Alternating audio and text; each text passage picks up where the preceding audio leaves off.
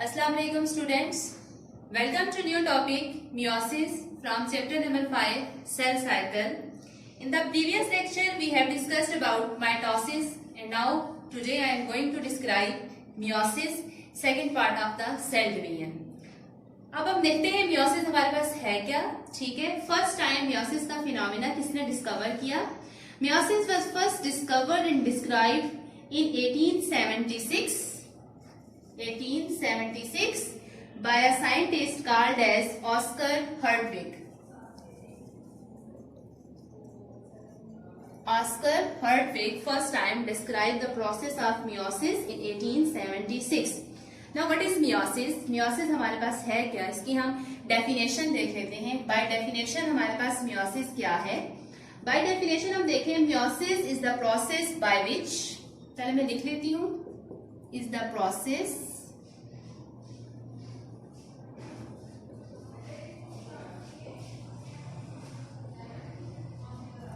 by which one diploid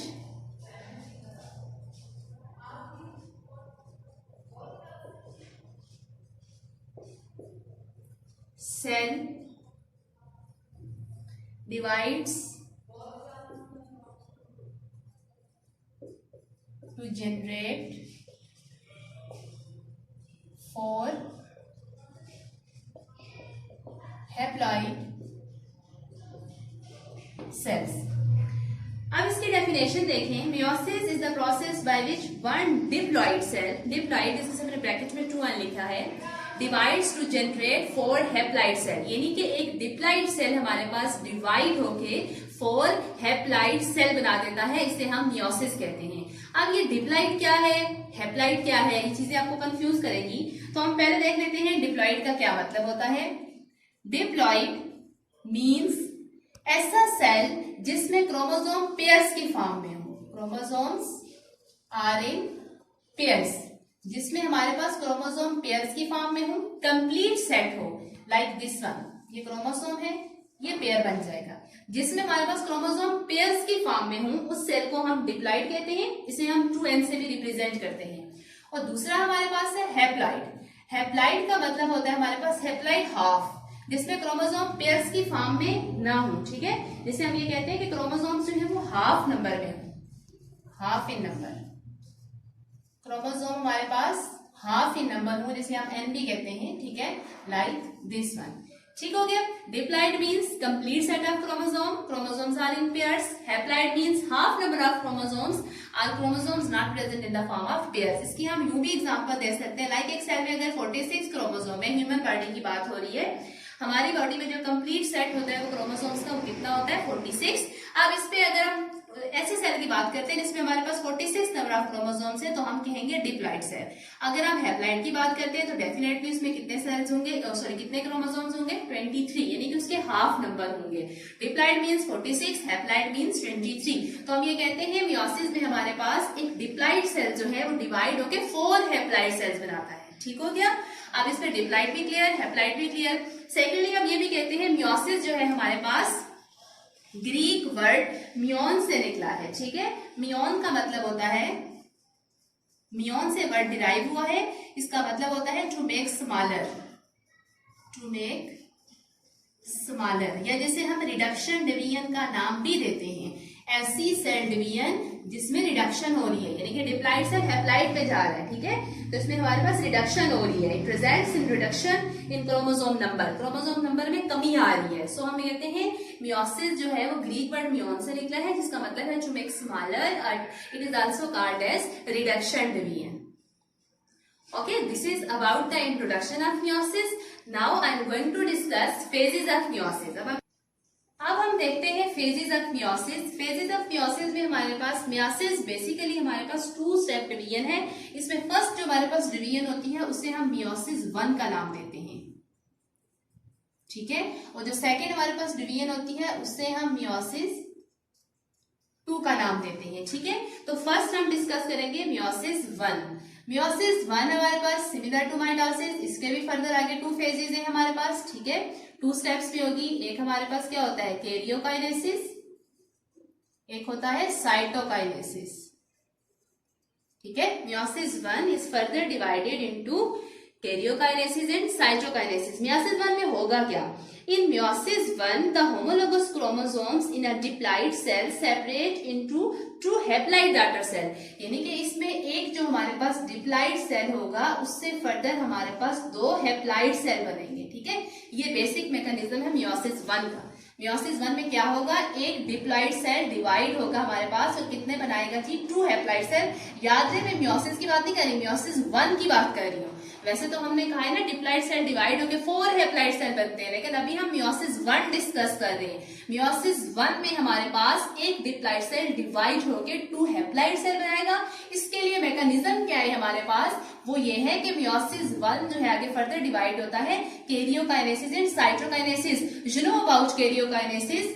karyokinesis karyon nucleus को कहते हैं, काइनेसिस डिवीजन को कहते हैं, मींस डिवीजन ऑफ न्यूक्लियस। इसमें न्यूक्लियस की डिवीजन होगी, साइटो मीन साइटोप्लाज्म और काइनेसिस में डिवीजन, तो इसमें साइटोप्लाज्म की डिवीजन होगी। तो फर्स्ट हम डिस्कस करेंगे कैरियोकाइनेसिस। तो कैरियोकाइनेसिस में भी हमारे पास फर्दर जो है इसके स्टेप्स आ जाते हैं, इस फर्दर सब डिवाइडेड इनटू। फर्स्ट हमारे पास आ जाएगा प्रोफेज 1, देन आ जाएगा हमारे पास मेटाफेज 1,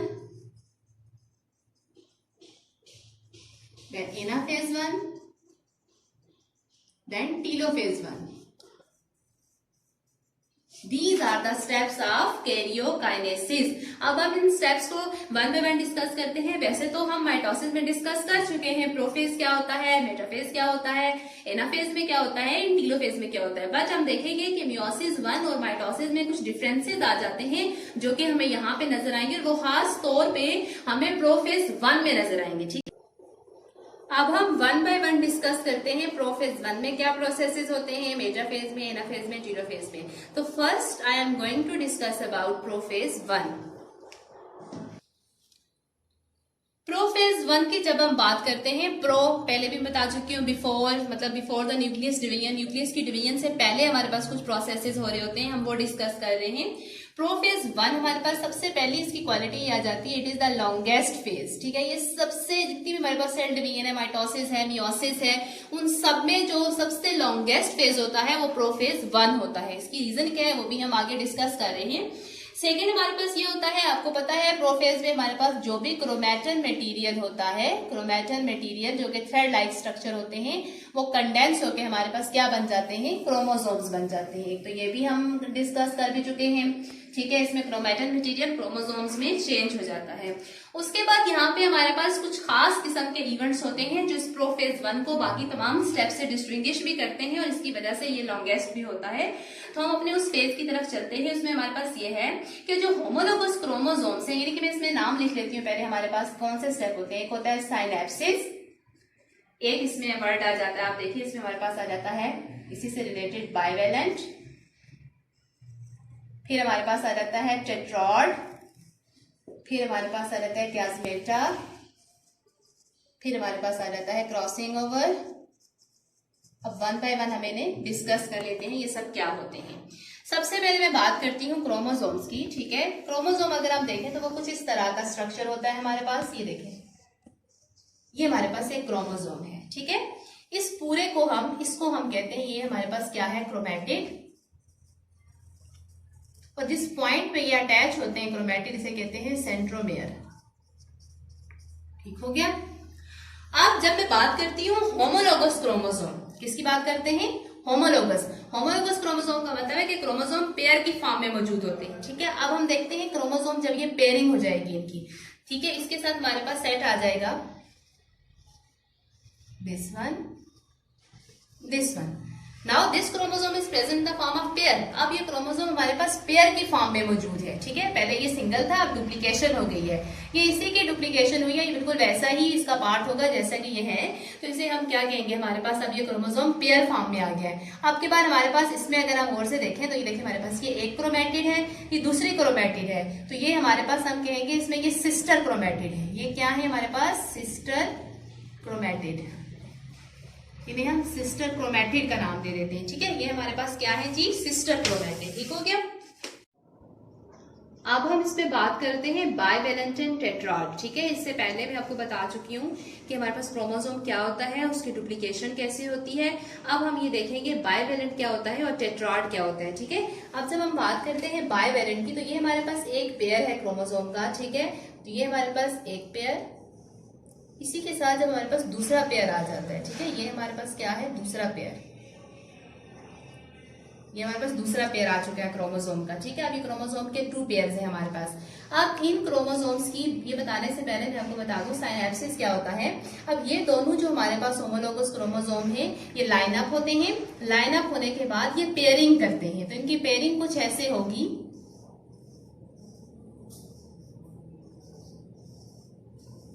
लाइक दिस वन। ठीक है, ये इनकी जो पेयरिंग हो रही है, ये दिस वन क्रोमोसोम आपस में पेयरिंग कर लेते हैं। इस पेयरिंग को हम कहते हैं साइनेप्सिस। इस पेयरिंग को क्या नाम देते हैं, साइनेप्सिस का नाम देते हैं। Pairing of homologous chromosome is called as synapsis. अब इसी साइनेप्सिस में अगर आप देखें तो ये हमारे पास जो सेट बनता है, देखें एक सेट दूसरा सेट, इसको हम बाइवेलेंट कहते हैं। इसको हम क्या कहते हैं, बाइवेलेंट। और इस बाइवेलेंट में देखें ईच बाइवेलेंट हैज 4 क्रोमैटिड्स, 1 2 3 4। इसमें ये जो 4 क्रोमैटिड्स हैं, 4 क्रोमैटिड्स की वजह से इसे हम टेट्रॉड कहते हैं। इसे हम क्या कह देते हैं, टेट्रॉड। ठीक हो गया, अब बाइवेलेंट भी क्लियर, टेट्रॉड भी क्लियर, साइनेप्सिस भी क्लियर। साइनेप्सिस क्या है, लुक एट हियर, साइनेप्सिस हमारे पास क्या है, पेयरिंग ऑफ होमोलोगस क्रोमोसोम। ठीक हो गया। बाइवेलेंट मैंने आपको बता दिया कि 2 होमोलोगस क्रोमोसोम जब पेयर बना लेते हैं तो उसे हम बाइवेलेंट कहते हैं। फिर उसके बाद हमारे पास मैंने कहा ईच बाइवेलेंट हैज 4 क्रोमैटिड्स, तो उसे हम टेट्रॉड कहते हैं। टेट्रा मींस 4, तो इसकी 4 जो है वो क्रोमैटिड्स होने की वजह से हम इसे टेट्रॉड कहते हैं। अब हम बात करते हैं क्यास्मेटा। अब हम देखेंगे हमारे पास क्यास्मेटा क्या होता है। क्यास्मेटा की अगर मैं डेफिनेशन की बात करूं तो क्यास्मेटा हमारे पास वो पॉइंट्स होते हैं जहां पे हमारे पास साइनेप्सिस अकर होती है। ठीक है, हम ये कहते हैं some points the 2 non-sister chromatids of homologous chromosome join each other at certain points along their length। ठीक है, हम ये कहते हैं points at which non-sister chromatid join। ठीक हो गया, is called chiasmata। Non sister chromatid हमारे पास जिस पॉइंट पे आपस में कंबाइन हो जाते हैं उसको क्यास्मेटा कहते हैं। अब उसी डायग्राम में देखते हैं हम हमारे पास नॉन सिस्टर क्रोमैटिड कौन से होते हैं। देखिए मैंने आपको बताया था कि ये एक अगर क्रोमोसोम सेट है हमारे पास तो इसके जो हमारे पास क्रोमैटिड्स होते हैं ये सिस्टर क्रोमैटिड्स होते हैं।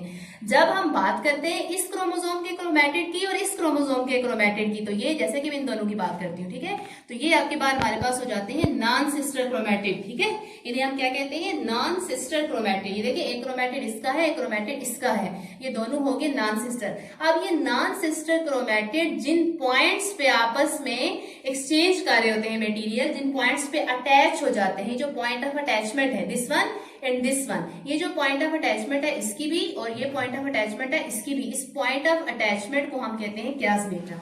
तो आपको समझ आ गई होगी क्यास्मेटा क्या है। वो पॉइंट्स जहां पे नॉन सिस्टर क्रोमैटिड आपस में ज्वाइन हो जाते हैं उसे हम क्यास्मेटा का नाम देते हैं। लास्ट हमारे पास रहता है crossing over. Now the non sister chromatids of homologous chromosome exchange their segment in the phenomena is known as crossing over. अब हमारे पास ये जो नॉन सिस्टर क्रोमैटिड है, मैंने कहा ये अपना सेगमेंट एक्सचेंज कर देते हैं। Non sister chromatids exchange their segment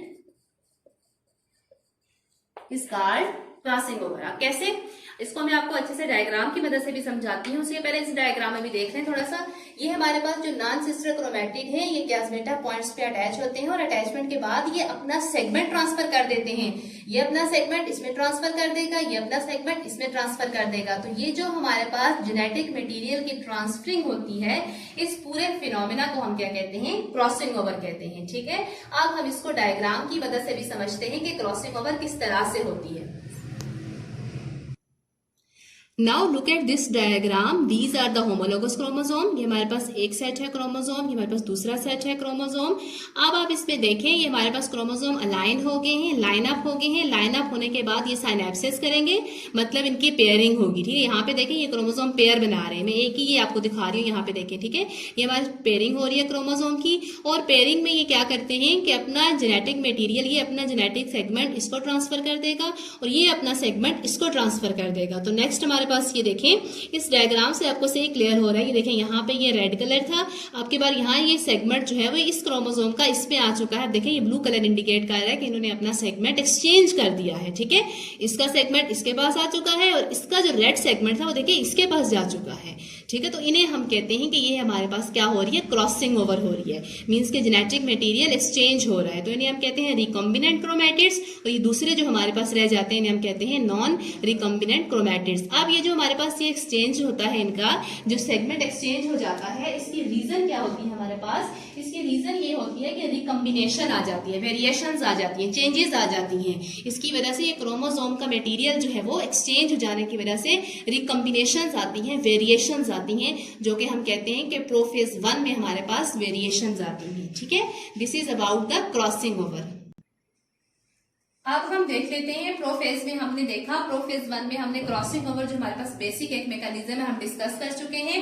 अब हम बाकी इवेंट्स देख लेते हैं। हमारे पास हमने बात की थी कि हमारे पास प्रोफेज 1 में लॉन्गेस्ट फेज है, क्रोमैटिन मटेरियल क्रोमोसोम में चेंज हो जाता है। थर्ड इवेंट इसका हमने डिस्कस कर लिया है, क्रॉसिंग ओवर, जो हम डिस्कस कर चुके हैं क्या होता है। उसके बाद हमारे पास नेक्स्ट आ जाता है, बाकी जो प्रोफेज के इवेंट्स होंगे वो बिल्कुल वैसे ही होंगे जैसे कि माइटोसिस में हम पढ़ चुके हैं। जैसे कि फर्स्ट हमारे पास ये आ जाएगा, न्यूक्लियर एनवेलप खत्म हो जाता है, न्यूक्लियर एनवेलप डिग्रेडेड। देन उसके बाद हमारे पास क्या होता है, सेंट्रियोल। सेंट्रियोल जो कि एनिमल सेल में प्रेजेंट होते हैं, सेंट्रियोल्स क्या बना देते हैं, स्पिंडल फाइबर, स्पिंडल फाइबर बन गए हैं, सेंट्रियोल की डुप्लीकेशन हो जाएगी। फिर हमारे पास जो क्रोमोसोम्स हैं, ये जो हमारे पास क्रोमोसोम पेयर जो भी हमने क्रॉसिंग ओवर में पढ़ा है, ये हमारे पास जो इन स्पिंडल फाइबर्स पे अटैच हो जाएगा with the help of kinetochore fibre, ठीक है। काइनेटोकोर हम अपने प्रीवियस लेक्चर में पढ़ चुके हैं कि हमारे पास कम्प्लेक्स प्रोटीन स्ट्रक्चर होते हैं जिनकी मदद से क्रोमोसोम स्पिंडल फाइबर्स पे अटैच हो जाते हैं, ठीक है। अब हम आगे बात करेंगे अपने मेटाफेज की, ठीक है। This is about the prophase 1। Now we are going to discuss metaphase 1। अब हम बात करते हैं मेटाफेज 1। मेटाफेज 1 में हमारे पास क्या होता है, मेटाफेज 1 में हमारे पास ये होता है कि मेटाफेज प्लेट बन जाती है, ठीक है। फॉर्मेशन ऑफ मेटाफेज प्लेट, ये जो हमारे पास मेटाफेज प्लेट बनती है, इसमें क्रोमोसोम क्या हो जाते हैं, सेंट्रल पॉइंट पे, या जिसे हम इक्वेटोरियल प्लेन कहते हैं, उस पे क्या हो जाते हैं जी, अलाइन हो जाते हैं। The pairs of homologous chromosome, मतलब कि इसमें होमोलोगस क्रोमोसोम का पेयर अलाइन होगा, ठीक है। Pairs of homologous chromosomes align at central point, ठीक है। सेंट्रल पॉइंट जिसे मेटाफेज प्लेट कहते हैं, वहां पे अलाइन हो जाते हैं। फिर हम इसे डायग्राम में देखेंगे कैसे अलाइन होते हैं। पहले हम देख लेते हैं एनाफेज 1 में क्या होता है। देन हमारे पास एनाफेज 1 है जी। एनाफेज 1 में हमारे पास हम देखते हैं कि क्रोमोसोम्स, एक तो हमारे पास इसमें ये होता है कि एक तो काइनेटोकोर फाइबर्स शॉर्टन हो जाते हैं, मैं शॉर्ट लिख लेती हूँ, काइनेटोकोर फाइबर्स शॉर्टन, मतलब ये शॉर्ट हो जाते हैं। उसके बाद हमारे पास क्या होता है, सेकेंडली इसमें ये होता है कि पुलिंग फोर्स आ जाती है क्रोमोसोम्स पे, ठीक है। सेंट्रियोल जो कि अपोजिट पोल्स पे मौजूद है, ये क्रोमोसोम्स पे पुलिंग फोर्स लगाते हैं। तो ये जो हमारे पास पुलिंग फोर्स होती है, ये क्रोमोसोम्स को क्या करती है, डिवाइड कर देती है, जिससे क्यासमेटा ब्रेक हो जाते हैं, ठीक हो गया, क्यासमेटा ब्रेक। इसमें क्यासमेटा ब्रेक डाउन होगी क्यासमेटा की, ठीक है। उसके बाद हमारे पास क्या होगा, क्रोमोसोम्स पुल्ड, हम लिखेंगे chromosomes pulled to opposite poles, ये अपने अपने पोल्स की तरफ मूवमेंट स्टार्ट कर देंगे। और जब हम पोल्स पे देखेंगे तो हमारे पास जो है वो 2 हैप्लाइड सेट बन जाएंगे, ठीक है। 2 haploid cells are formed, each chromosome still contain pair of sister chromatid, यानी कि हमारे पास क्रोमोसोम स्टिल पेयर में ही रहेंगे। एक पोल पे एक पेयर क्रोमोसोम का आ जाएगा और दूसरे पोल पे दूसरा पेयर क्रोमोसोम का आ जाएगा, यानी कि एनाफेज में हमारे पास स्प्लिटिंग हो जाती है। क्या हो जाती है? Splitting of homologous chromosome. Splitting हो जाएगी हमारे पास, एक पेयर एक साइड पे चला जाएगा, क्लासमेटा की ब्रेकडाउन हो जाएगी, दूसरा पेयर दूसरे पोल की तरफ मूव कर जाएगा। ठीक है, ये हमने बात की किसकी? एनाफेज 1 की। अब हम बात कर लेते हैं टीलोफेज की। हम देखते हैं टीलोफेज में हमारे पास क्या होता है। टीलोफेज 1, टीलोफेज हम पहले ही बता चुके हैं, ये रिवर्स होता है हमारे पास प्रोफेज का। ठीक है, अब क्रोमोसोम जबकि पोल्स पे पहुंच चुके हैं, each pole now has half the number of chromosome. ठीक है, but each chromosome still consist of 2 chromatids. तो इसमें हमारे पास spindle network disappear, spindle network disappear हो जाएगा। देन हमारे पास क्या हो जाएगा जी? इसमें न्यूक्लियर एनवेलप फिर से बन जाएगा, न्यूक्लियर एनवेलप अपीयर्ड। देन हमारे पास और इसमें क्या हो जाएगा जी? Chromosomes fold back to chromatin material. ये कुछ इवेंट्स हैं जो टीलोफेज में हो रहे हैं। क्रोमैटन मटेरियल टीलोफेज 1 में हमारे पास स्टिल क्रोमोसोम पेयर की फॉर्म में मौजूद रहेंगे, बट स्पिंडल नेटवर्क खत्म हो जाएगा, न्यूक्लियर एनवेलप अपीयर्ड हो जाएगा, फिर से क्रोमोसोम दोबारा से क्रोमैटन मटेरियल में चले जाएंगे। ठीक है, क्योंकि हमारे पास टीलोफेज जो है वो रिवर्स होता है। किसका रिवर्स होता है? हमारे पास ये रिवर्स होता है प्रोफेज 1 का।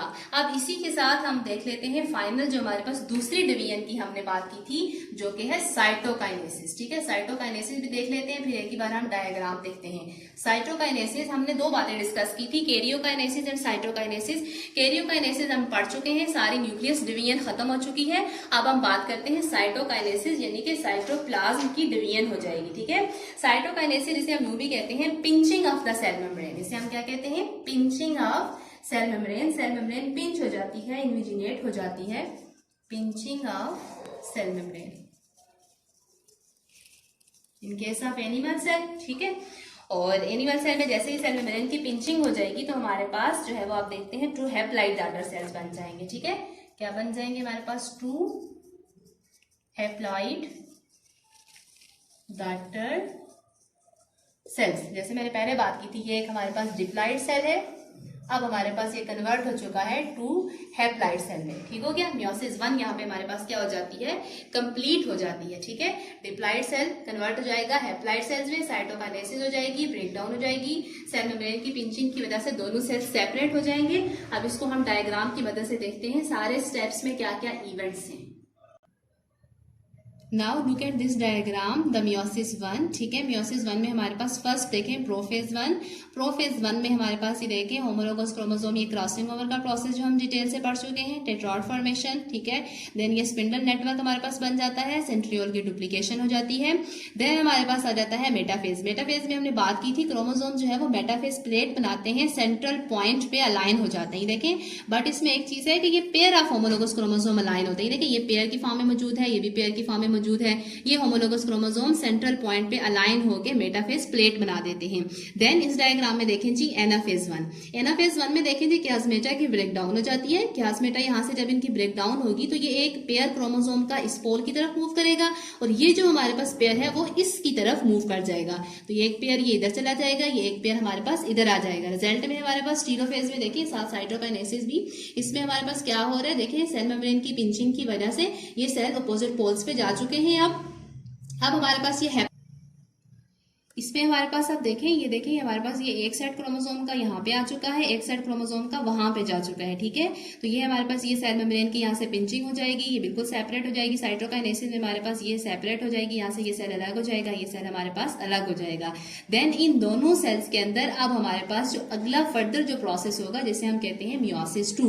मियोसिस 2 जो है वो सिमिलर टू माइटोसिस 1 है, उसे अभी हम डिस्कस करते हैं। तो उसमें हमारे पास मियोसिस 2 में हमारे पास इस सेल से भी फर्दर आगे 2 सेल बन जाएंगे, इस सेल से भी फर्दर 2 सेल्स बन जाएंगे, जो रिजल्ट हमारे पास होगा 4 डॉटर सेल बन जाएंगे, 4 haploid daughter cell. This is about the meiosis 1। Now I am going to discuss meiosis 2।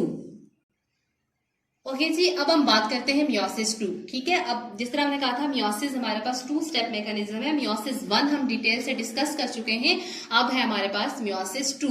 Meiosis 2 हम ये कहते हैं सिमिलर टू माइटोसिस। एक चीज इसमें है, सिमिलर टू माइटोसिस।